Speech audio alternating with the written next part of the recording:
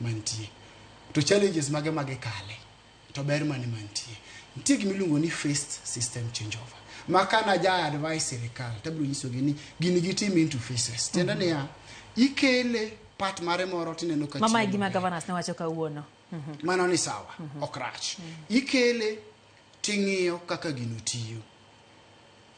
ka face mokwongo tiyo maber tidhi e face mar ariyo I roll out face mar ariyo ka face mar ariyo tiyo maber tidhi e face mar adek depend ni en system machalo nade koro inyalo divide into phases mano konyo gik mang'eny mokwongo okonyo resistance mineno ka dhi mbele sani ni mago are one of the challenges ma new system changeover timrega nadi kalega koro resistance tini samoro ng'ato biro wacho ni pok wabedo trained a system kaka onego bed ni tiyo ere gimomiyo idwa ni wa implement kiny pod wakia kaka gini tiyo ere gimomiyo idwa ni wa implement kiny or what we call parallel system changeover system changeover en manani watiyo gi machon cha mathin to manyien ni bi walidho mathin manyaka manyien timre nadi bed kare mwanyalo tiyo ero kamano winje bende pacha FCPA omolo kan tire kodwa kacha yor mbui